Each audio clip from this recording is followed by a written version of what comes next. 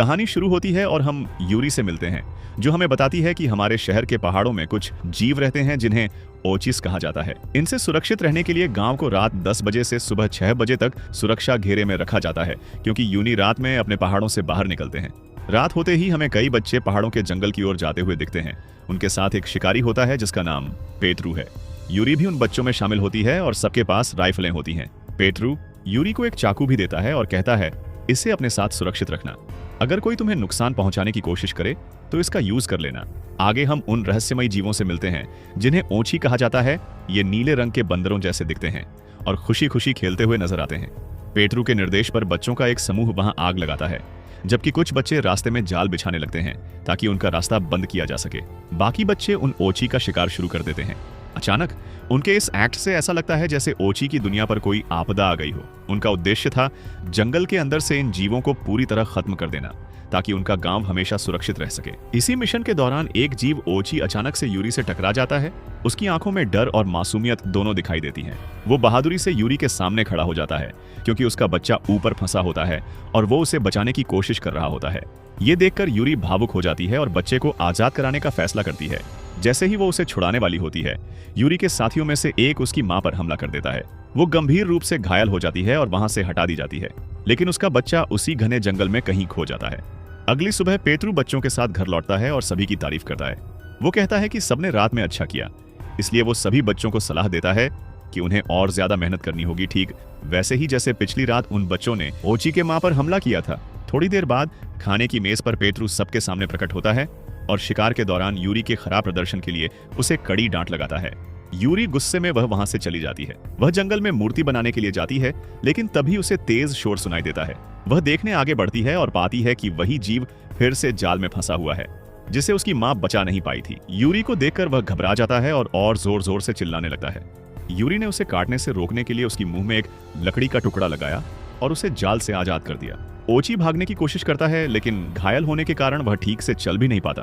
तो यूरी को उस पर दया आती है। वह उसे अपनी कोट में छिपा लेती है और अपने घर ले आती है। बच्चे पर पट्टी बांधने के बाद ओची को एहसास होता है कि यूरी उसकी दुश्मन नहीं है और धीरे धीरे उनके बीच दोस्ती बनने लगती है। दोनों खेलना भी शुरू कर देते हैं। प्रैक्टिस के दौरान यूनी गोली की आवाज सुनकर डर के मारे फिर से चिल्लाने लगता है।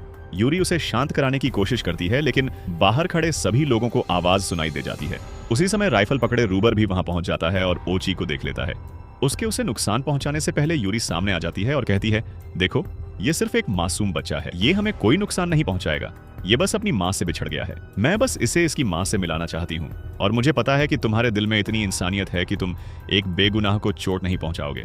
यह सुनकर रूबर थोड़ा भावुक हो जाता है और अपना हथियार नीचे कर देता है। इसी बीच यूनी को अपने बैग में रखकर खिड़की से भाग निकलती है। रूबर यह बात किसी को बताता नहीं है। जब उसका मास्टर पेट्रू उससे पूछता है, वह साफ इनकार कर देता है कि उसने यूरी को देखा ही नहीं। इससे पेट्रू यूरी को लेकर और चिंतित हो जाता है। जब वह यूरी के कमरे में जाता है, उसे एक नोट मिलता है जिसमें लिखा होता है कि वह यहाँ से जाने वाली है। वहां उसे खून और जानवर के बाल के निशान भी दिखते हैं, जिससे उसे समझ आता है कि यूरी खतरे में है। वह बाहर आकर सभी बच्चों को बताता है कि किसी ने यूरी को अगवा कर लिया है और उसकी जान खतरे में है। इसके जवाब में सभी बच्चे हथियार लेकर एक गाड़ी में सवार होकर यूरी को बचाने के लिए जंगल की ओर निकल पड़ते हैं। वे घने जंगल के हर कोने की तलाश करते हैं, लेकिन उन्हें यूरी का कोई पता नहीं चलता। उधर पता चलता है कि यूरी एक दूसरे शहर पहुंच चुकी है। ओची बहुत भूखा था, तो यूरी एक जनरल स्टोर में जाती है और कुछ सामान उठा रही होती है। तभी अचानक उसके बैग से ओची बाहर गिर जाता है, जिसे देखकर वहां की लड़कियां चीखने लगती हैं। एक लड़की तो उस पर बंदूक तान देती है, उसे मारने के इरादे से। ओची की जान बचाने के लिए यूरी स्टोर के रेफ्रिजरेटर में छिप जाती है। बच्चा कुछ समझ नहीं पाता और चिल्लाता रहता है। यूरी उसके मुंह पर हाथ रखकर उसे शांत करने की कोशिश करती है, लेकिन इस दौरान ओची उसके हाथ में काट लेता है। दर्द से यूरी भी चीख पड़ती है और सभी का ध्यान फिर उनकी ओर चला जाता है। अपनी और ओची की जान बचाने के लिए यूरी जल्द से जल्द एक कार का इस्तेमाल करती है और छोटे स्टोर की खिड़कियां तोड़कर बाहर निकल जाती है। वह पास खड़ी एक ऑटोमोबाइल को नोटिस करती है। सौभाग्य से उस गाड़ी की चाबियां उसके अंदर ही पड़ी थीं और उसने उसे चालू करके भाग निकलने में कामयाबी हासिल कर ली। कार का मालिक उसका पीछा करने लगा, लेकिन ओची की काटने की वजह से उसका पूरा हाथ बहुत सूज गया था और बुलबुले बनने लगे थे तथा उसका हाथ पूरी तरह नीला पड़ने लगा था। वह बहुत ही चक्कर महसूस कर रही थी। ऐसी हालत में वह वाहन ठीक से चला नहीं पाई और सड़क के किनारे गाड़ी खड़ी कर देने का फैसला लिया। इधर यूरी के साथी यूरी की खोज में लगे हुए थे। जब वह उस रास्ते से गुजर रहे थे तो उन्होंने वही हादसे वाली कार देखी जिस पर कानूनी अधिकारी उस समय जांच कर रहे थे। अधिकारियों को उसमें एक नकली दांत मिला, जिसे मास्टर ने तुरंत यूरी का ही माना।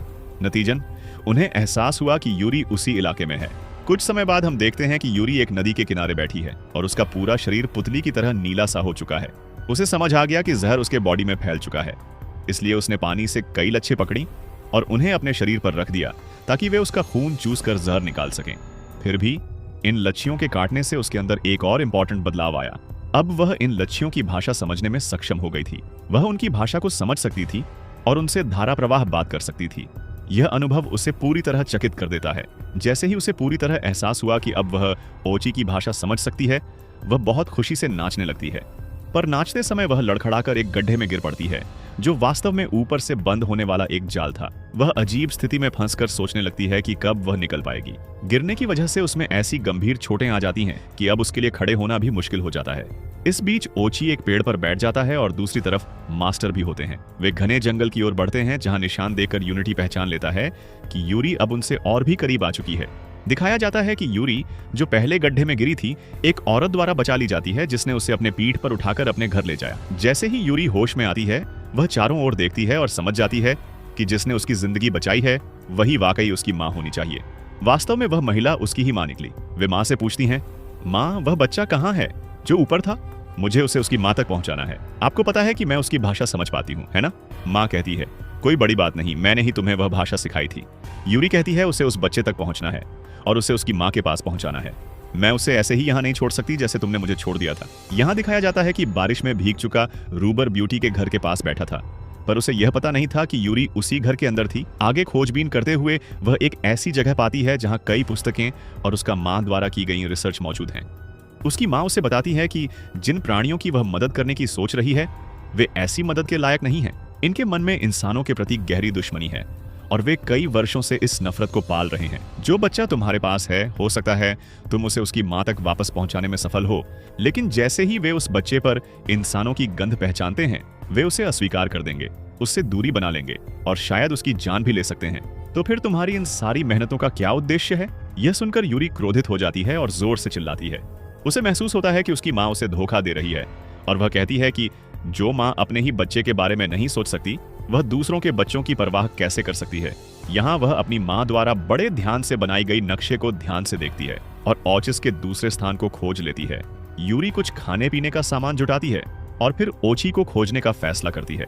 जब यूरी वहां से निकल रही थी, रूबर ने उसे देख लिया और तुरंत मास्टर को वहां उसकी मौजूदगी के बारे में जानकारी दी। लेकिन जब तक मास्टर वहां पहुंचे, यूरी पहले ही घर से जा चुकी थी। अंदर जाकर उन्होंने यूरी की मां को पाया और जब उन्होंने यूरी के बारे में पूछा तो उन्होंने स्पष्ट किया कि यूरी उनकी बेटी है। वह सच में यहाँ थी, लेकिन ओची के बच्चे को खोजने के लिए निकल चुकी है। उन्होंने चेतावनी दी कि यदि यूरी को कुछ भी हुआ तो वे सबके जिम्मेदार होंगे। बात बढ़ते बढ़ते झगड़े में बदल गई और फिर वह हाथापाई तक पहुंच गई, जिसे बच्चों को बीच में आकर रोकना पड़ा। वे अंदर जाते हैं और घर की तलाशी शुरू करते हैं, जहां उन्हें वही नक्शा मिलता है जिसे यूरी ने पहले देखा था। नक्शे और उस पर चिन्हित स्थान को देखकर उन्होंने अंदाजा लगाया कि यूरी वहीं गई होगी, इसलिए उन्होंने भी वहां जाने का निर्णय लिया। इस बीच यूरी घने जंगल में उस बच्चे की लंबे समय तक खोज करती रहती है। वह ओची की आवाज में पुकार भी लगाती है, लेकिन लंबे समय तक बच्चा न मिलने से वह थक चुकी थी। थक हारकर वह बैठ जाती है और रोने लगती है। तभी ओची यूरी को देख लेता है और आवाज देता है। उसे देखकर यूरी को ऐसा लगा जैसे उसे कोई अनमोल खजाना मिल गया हो। दर्द पर काबू पाते हुए वह तुरंत उसे गले लगा लेती है। इसी दौरान रात हो चुकी थी। वहां वह थोड़ा खाना खाती है, थोड़ा दूध पीती है और थोड़ा बच्चे को भी पिलाती है। फिर वह बच्चे से उसकी भाषा में कहती है कि अभी रात है, लेकिन सुबह होते ही वह उसे उसकी माँ के पास ले जाएगी। वे एक छोटा सा शिविर बनाकर रात भर आराम करते हैं। सुबह होते ही यूरी एक छोटी सी राफ्ट बनाती है, क्योंकि उसे नदी पार करनी थी। नदी पार करने के बाद वे पहाड़ों के दूसरी ओर पहुंचते हैं, जहां एक अद्भुत दुनिया दिखाई देती है। विशाल पर्वत, सुंदर छोटे छोटे बसेरे, इन्हीं के अंदर वे छिपे हुए जीव रहते थे। यूरी के साथ बच्चा अपने समूह को पुकारता है, जो खुशी खुशी उसकी ओर आते हैं। लेकिन जैसे ही वे यूरी को देखते हैं, वे तुरंत अपने घरों में वापस छिप जाते हैं। ये देखकर यूरी समझ जाती है कि उसकी माँ बिल्कुल सही थी। ये लोग कभी इसे अपने बीच स्वीकार नहीं करेंगे, और जब वे इस बच्चे को देखेंगे तब भी उसे कभी स्वीकार नहीं करेंगे। जैसे ही हम देखते हैं कि पेट्रो यहाँ अपनी पूरी टीम के साथ पहुंचता है और आते ही गोलीबारी शुरू कर देता है। यूरी नहीं चाहती थी कि यहाँ और किसी को चोट पहुंचे। तभी उसकी बेड़ी उलट जाती है और वह पानी में गिर जाती है। यह देखकर पेट्रो ओची को छोड़कर उनकी ओर बढ़ने लगता है, लेकिन यूरी उसे नजरअंदाज करती है और तुरंत एक बड़े वाहन की ओर तैरकर भागने लगती है। वह वाहन बहुत खतरनाक था, लेकिन यूरी किसी चीज से नहीं डर रही थी। पेट्रो तेजी से शहर के बीच होकर यूरी के पीछे भागता है, लेकिन अचानक फिसल जाता है और भारी लकड़ियों के बीच फंस जाता है। वह खुद को निकालने के बजाय उन लकड़ियों में बुरी तरह जकड़ जाता है। यह देखकर यूरी खतरे में पड़े पेट्रो के पास जाने से झिझकती है, लेकिन फिर भी वह लकड़ियों को हटाने की कोशिश करती है। लकड़ी बहुत भारी थी, इसलिए वह हिला भी नहीं पा रही थी। ठीक उसी समय ओची वहां आता है और पहली बार पेट्रो उसे देखता है। पेट्रो भी उसकी आंखों में देखता है। उसकी आंखें बिल्कुल मासूम और निर्दोष थीं। यह देखकर पहली बार पेट्रो के मन में आता है कि जिन जीवों को वे अब तक दानव समझते आए थे, वह पूरी तरह बुरे नहीं हैं। पहली बार उसे इस ओची के प्रति स्नेह महसूस होता है और उनका नुकसान पहुंचाने का नजरिया पूरी तरह बदल जाता है। यूरी एक बार फिर लकड़ी हटाने की कोशिश करती है। दोनों मिलकर उसे आजाद कराने में सफल हो जाते हैं। वापस आने पर यह साफ होता है कि जो बच्चे उनकी वापसी का इंतजार कर रहे थे, उन्होंने भी कुछ गड़बड़ महसूस की थी। वे भी तुरंत बेड़ी का इस्तेमाल करते हुए वाहन में सवार हो जाते हैं और उसी समय यूरी की मां भी बंदूक और टॉर्च लिए वहां पहुंचती है, क्योंकि उसे भी यूरी को बचाना था। आखिरकार यूरी और पेट्रो सबसे पहले उस घर को पार करते हुए एक नए और खूबसूरत स्थान पर पहुंचते हैं। वहां पहुंचकर वे देखते हैं कि यह जगह जादुई तो नहीं, परंतु उसमें एक ऐसा आकर्षण था जो इसे बेहद अद्भुत बना देता था। ऐसी सुंदरता उन्होंने कभी नहीं देखी थी। वहां सभी जीव अपने अपने ठिकानों से बाहर आए और इंसानों को उत्सुकता से देखने लगे। पेट्रो और यूरी महसूस करते हैं कि मनुष्यों और इन जीवों के बीच रिश्ते को बेहतर बनाने की संभावना है, लेकिन तभी पेट्रो देखता है कि शिकारी बच्चे उन जीवों पर बंदूक तानकर निशाना लगाने की तैयारी कर रहे हैं, जैसा कि उन्हें पहले सिखाया गया था। पेट्रो उन्हें रोकने की कोशिश करता है, लेकिन एक बच्चे ने अचानक गोली चला दी। शुक्र है कि वह गोली किसी जीव को नहीं लगी, बल्कि पहाड़ से टकरा गई। लेकिन उस गोली की आवाज से डरकर सभी जीव तुरंत अपने घरों में छुप गए। अब वे जीव और अधिक उत्तेजित और बेचैन हो चुके थे। उन्हें संभालने की जरूरत थी। स्थिति को बिगड़ने से रोकने के लिए यूरी अपनी लैंग्वेज समझने की क्षमता का प्रयोग करती है और उनसे कहती है कि ये इंसान किसी भी प्रकार की बुरी नीयत से नहीं आए हैं, वे तो सिर्फ उनका खोया हुआ बच्चा लौटाने आए हैं। यह सुनकर जीव धीरे धीरे शांत होने लगते हैं। इसके बाद यूरी उस बच्चे को उसकी माँ के पास ले जाती है। बच्चा अपनी माँ से लिपट जाता है। एक माँ और बच्चे के बीच का गहरा भावुक रिश्ता वहां सभी महसूस कर रहे थे। माहौल बेहद भावुक हो जाता है। यूरी पीछे मुड़कर अपनी माँ को देखती है, जो रो रही होती है, और अब माँ और बेटी दोनों एक दूसरे को गले लगाने के लिए तरस रहे होते हैं। माँ बेटी दोनों फिर से मिल जाते हैं और उनका संबंध पहले से कहीं बेहतर हो जाता है। फिल्म यहाँ समाप्त होती है, जहाँ ये दोनों बच्चे अपनी अपनी माताओं से मिलकर खुशी से साथ होते हैं। और अब आप भी उस चैनल के साथ जुड़ जाए, चैनल को सब्सक्राइब करके, और हाँ, वीडियो को जरूर लाइक करना।